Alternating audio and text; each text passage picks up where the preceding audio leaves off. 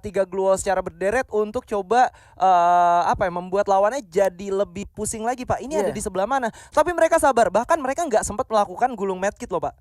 Waktu ketika satu orang itu berhasil di revive, nggak sempat menggulung medkit sampai akhirnya ada momentum di mana satu orang dari tim BDT berhasil di pick off sama Cipa. Akhirnya mereka coba untuk melakukan commit 2 lawan 1 dan akhirnya mereka bisa dapetin buya. Luar biasa. Anyway, survivors, kita bakal masuk di map selanjutnya di round kedua tentunya Kalahari. Let's go. Dan keren juga desainan lu.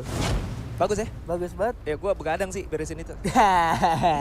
Kalahari sudah mulai turun menuju ke areanya masing-masing. DG Esports cukup free sejauh ini di area command post. Bahkan terbagi menuju ke area atas dekat Refinery, ke arah samping juga Made di sana mendapatkan lootingan yang cukup free ya kalau bisa kita bilang.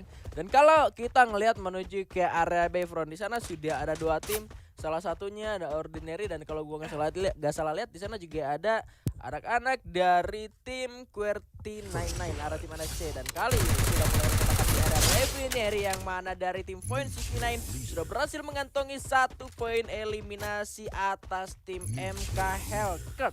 Yes, teman-teman dari MK Hellcat harusnya masih menyisakan sekitar 3 atau 2 orang aja karena masing-masing tim sudah sama-sama terpick off. 2 poin eliminasi yang artinya menyisakan 2 orang aja dari tim MK nih. Tentunya menjadi satu tantangan lebih karena memang kalau kita ngomongin daerah Refinery sendiri lootingannya cukup sedikit dan lu mau melakukan rotasi ke daerah manapun bakal sedikit sulit karena harusnya udah diisi oleh masing-masing tim nih, Pak. Yes, tapi di area luar rupanya suara tembakan masih terus terdengar dari counternya melewati tembakan arah Sani menjadi target setelah satu orang di arah bawah sana berhasil untuk ditumbangkan juga. EVOS Ilal yang bercita-cita untuk batuk EVOS tentunya kali ini bakal bergerak membuktikan ke arah bawah untuk bisa men-take down satu squad. Dan kali ini ada kawan berhasil menumbangkan Rico Boy dan bahkan langsung saja dipulangkan menuju ke arah lobby. 2 orang berhasil diamankan dari tim Capital 9 dan kali ini dari tim Capital 9 harusnya bisa mengamankan dirinya, tapi Sani bahkan menjadi orang ketiga yang menjadi korban untuk dicari counternya. Iya, dicari counternya masih belum nemu tentunya counternya karena memang mereka cukup kuat di bagian early game. Setelah di game pertama mereka berhasil menumbangkan teman-teman dari Madura Prime. Kali ini mereka berhasil menumbangkan teman-teman dari Capital 9 yang bisa gue bilang di game sebelumnya mereka nggak bermain buruk-buruk banget gitu. Betul. Bahkan kali ini mereka menjadi kill leader dan mereka juga memiliki daerah lootingan yang lumayan bagus di sekitar Stone Ridge dan juga beberapa kemah di dekatnya. Harusnya mereka punya resource yang bagus untuk melakukan rotasi mereka di pergerakan kedua nanti. Tapi di lain sisi, Point69 kali ini berhasil menumbangkan 1 orang lagi dari teman-teman mantap kali. Menyisakan 1 orang malau aja. Harusnya masih ada 2 nih. Udah ada yang revive tadi. Beberapa orang dari tim mantap kali Hellcat setelah harus terpukul mundur dari area Refinery, tapi cukup komit juga pergerakan dari tim Point69 ini mencari sisa-sisa player yang dengan predik rotasi, predik jalur cabutnya lah ya, predik escape route ya, diprediksi sama anak-anak dari tim Fire69 ke arah bawah. Bahkan udah mulai kedengeran juga ya suara dari vehicle yang digunakan oleh Ruli69 di arah atas. Sementara Bintang Gamut nih udah ada di arah bawah juga dan rekannya masih ada di arah atas. Dan yang di atas pun gak mau bener-bener ngeluarin firing karena bakal jadi bahaya juga. Tapi Freeze nampaknya sudah mulai diketahui dan maupun tertabrak rupanya di sana. Freeze ya kali ini bakal mengamankan dirinya tapi sudah sangat sulit. Ada sebuah jumpsuit dilepaskan tapi harus tumbang juga karena ini kedua kalinya mereka harus melakukan reviving dan melakukan reset lagi secara resource, tapi ini bakal jadi sulit buat mereka. Kalau kita melihat kali ini Wina masih bergerak motor-motoran dulu. Ada Dante melepaskan tembakan menuju ke arah seorang Wina. Di balik sebuah pohon ada Razer juga berhasil ditumbangkan oleh seorang Ogut dari tim NXL. 2 orang tersisa dari tim Ordinary. Masih ada Chrono yang digunakan untuk menyelamatkan dari sebuah ledakan maut yang diberikan seorang Wina. Tapi 4 orang sudah bakal komit menuju ke arah dalam kali ini dari tim NSC menuju ke arah Ordinary. Tentunya sudah tembakan terus dikeluarkan dan akhirnya Ordinary tumbang di posisi ke-12. Waduh. NSC bermain dengan sangat bagus kali ini di mana mereka memiliki keunggulan dari segi grounding juga dan juga dari segi positioning tadi ya. Tapi kali ini berpaling sedikit tim BDT bakal bertemu dengan Madura Prime yang harus benar-benar tereliminasi di posisi pertama di game sebelumnya.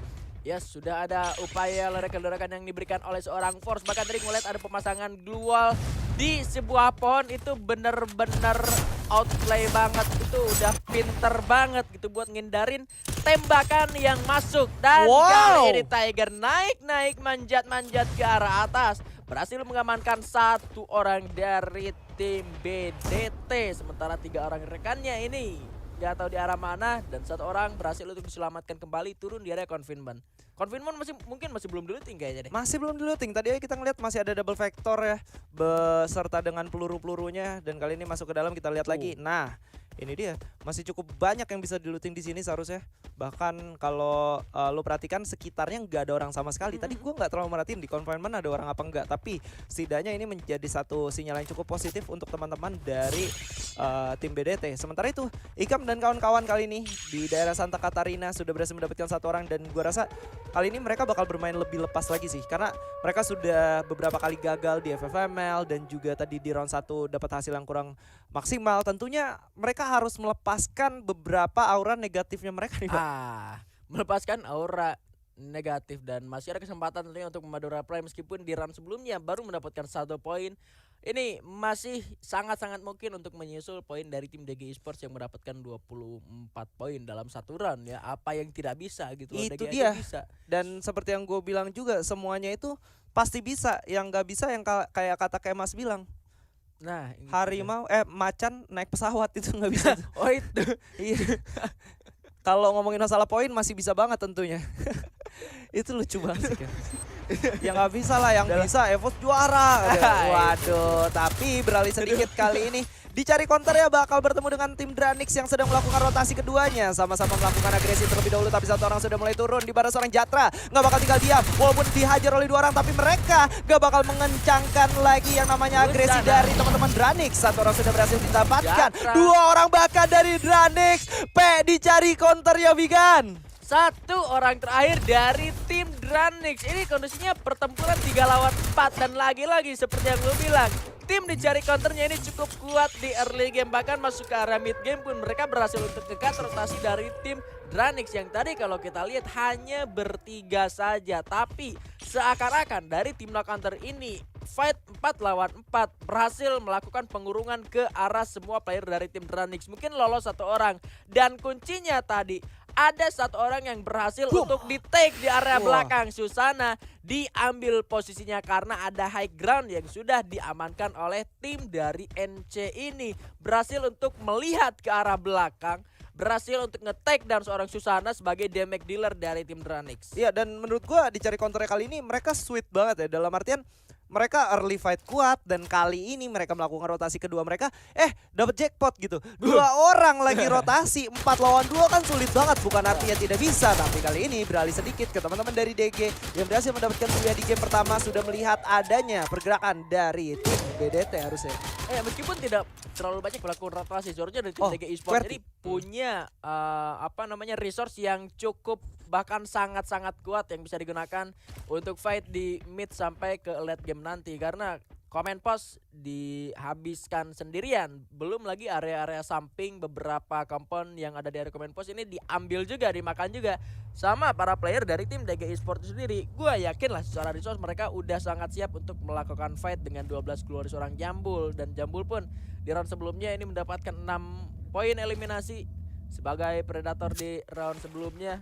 At least udah cukup siap lah untuk dari tim DG bisa melakukan fight dari mid game sampai ke late game nanti dengan tidak banyaknya rotasi yang mereka lakukan, tapi resource mereka cukup mumpuni. Cukup mumpuni. Anyway, Bigan, gue mau shout out nih untuk teman-teman komunitas yang tiada henti-hentinya selalu melahirkan bibit-bibit ataupun orang-orang yang selalu menjadi orang luar biasa. Contohnya ada teman-teman dari NSC juga, kayak yang udah bisa kita lihat tadi ya, selalu berada di beberapa turnamen yang cukup bergengsi, dan juga Capital Line Glory beserta teman-teman dari MK juga. Mereka nih selalu ada nih di panggung-panggung besarnya Free Fire Indonesia Master ataupun Free Fire nasional yang lain ya, panggung Free Fire nasional lain ya, Bigan. Iya ya, dan setiap Free Fire Indonesia Master, apalagi kita ngomongin group final sampai ke play in, itu selalu ada cerita manis. Cerita manis di setiap seasonnya. Let's say kalau kita ngomongin tim juara 0 yang pernah lolos juga ke play in, mereka juga pada akhirnya memiliki karirnya masing-masing. Betul. Gitu. Kita lihat ada Gardo dan juga AVM yang AVM. berhasil mendapatkan karirnya masing-masing. Kita berharap di hari-hari kemarin ya, beberapa orang juga berharap kalau misalkan ada tim komunitas lagi yang lolos ke play-in, ini bakal seru dan terbukti. Jet Capital menjadi salah satu tim komunitas yang berhasil lolos ke babak play-in. At least satu lah kalau misalkan nggak tiga-tiganya gitu ya kan. Dan Itu dia. ini tinggal kita lihat di season depan ada cerita manis apa lagi Ya, dan dari tim Jet Capital. bahkan kalau kita ngomongin masalah beberapa orang yang sedang bermain pada hari ini, gua rasa harusnya ini menjadi beberapa keuntungan untuk Dragon Phoenix dengan segudang pengalaman ya dan Iya, juga iya, benar. dengan agresifnya mereka. Tapi lu lihat bahkan bisa dipatahkan sama teman-teman yang jatuhnya baru kita lihat gitu loh. Dua orang di pick off. Iya, Dan mereka cukup kesulitan dari game pertama sampai game kedua kali ini. Walaupun nggak menutup kemungkinan di 4 match nanti mereka bisa membalikan keadaan. Bahkan NXL juga masih belum mendapatkan hasil yang cukup maksimal, Bigan. Dan itu yang terjadi pada tim Dragon Phoenix pas masih anak-anaknya berserakan tim Supra Bapak. Mereka juga berhasil untuk ngehentiin beberapa tim e-sport yang sudah sering kita lihat mainnya Betul. kayak gimana. Tapi memang ada masanya dan mereka pun sekarang dengan seragam yang baru jadi tim yang sudah sering ditonton. Itu dia dan menjadi catatan penting juga kalau mereka nggak dapetin hasil maksimal untuk hari ini berarti mereka itu kuat dengan pattern yang sudah mereka ketahui untuk Betul. lawan-lawannya. Dan kali ini kita bakal melihat juga ada pergerakan dari tim NXL yang sudah bertemu dengan JS atau teman-teman dari Jail Squad kayak ini. Jail Squad ya atau GS Knight ya. Yap. Tapi seorang Jar masih coba untuk menahan di daerah depan, Bigan. Ya, beberapa granat sudah mulai dilemparkan ke arah depan, tapi Jar pun terkena ledakan dari area pertahanan tim JS. Kembali masih saling bertukar granat, tapi rupanya area pertempuran juga terjadi di area yang lain dari tim Capital 9 bersama dengan tim Point 69. Sempat gue ngeliat tadi ada tembakan dari arah yang lain yang MPX. masuk menuju ke area tim dari NXL. Ya betul sekali, ada Madora Prime Esports yang memanfaatkan situasi firing yang dilakukan oleh kedua tim. Masih belum komit juga, masih belum ada yang masuk menuju ke arah satu pun pertahanan dari kedua tim ini.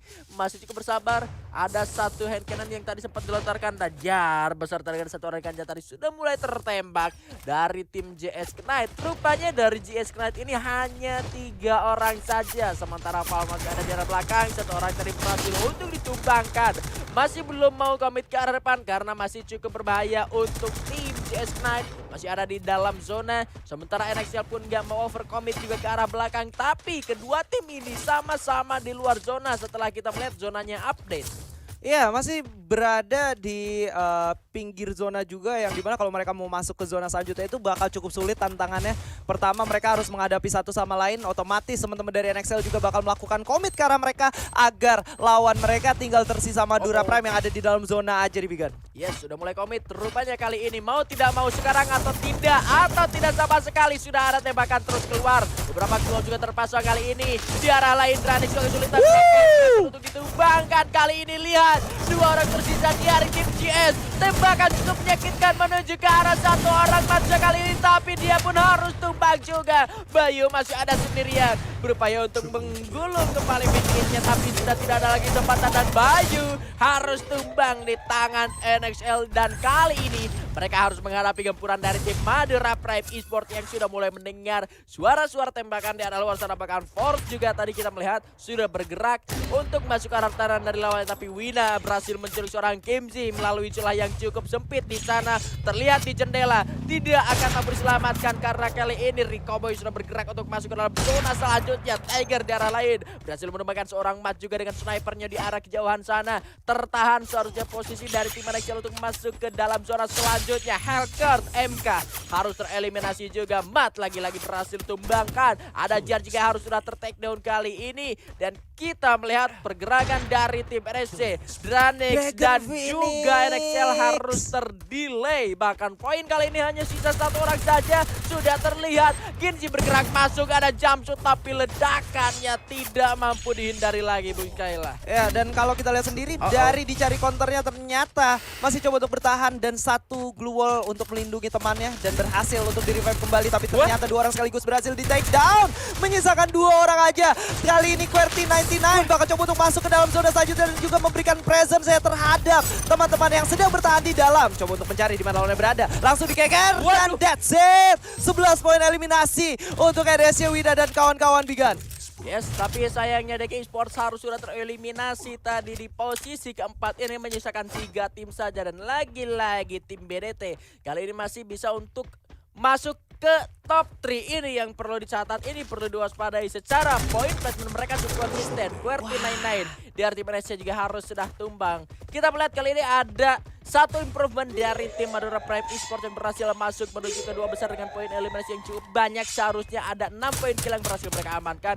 Ini bakal jadi 10 poin kill kalau misalkan semua dari tim BDT ini berhasil dimakan oleh tim Madura Prime. Dan sebaliknya ini bakal jadi 6 poin kill seharusnya untuk tim BDT kalau misalkan semua player dari tim Madura Prime berhasil dimakan juga oleh mereka. Tapi sudah ada tembakan yang begitu menyakitkan dari seorang Amora. Sementara lawannya di sana ada Emilio yang berhasil untuk ditumbangkan satu orang dari tim BDT rupanya dengan sebuah ledakan. Force bakal segera masuk menuju ke pertahanan dari lawannya. Angelio masih melepaskan satu buah lemparan. Masih ada sebuah gluol kali ini dipasang oleh Force. Angelio bakal masuk. Prediksinya yang masih gagal. Masih respect dengan granat-granat dari arah belakang. Tertembak juga tumbang pada akhirnya. Resmi tersisa sendirian. Duel terakhir sudah dipasang. Ada kekeran sakit kali ini berhasil menumbangkan satu orang. Cukup menyakitkan sekali. Resmi bahkan 2 orang berhasil di take down. Cukup sekarat. Dan congratulations for Madura Prime Esports. Madura Prime takes the booyah untuk game kedua di Kalahari. But what a nice play for Resmi.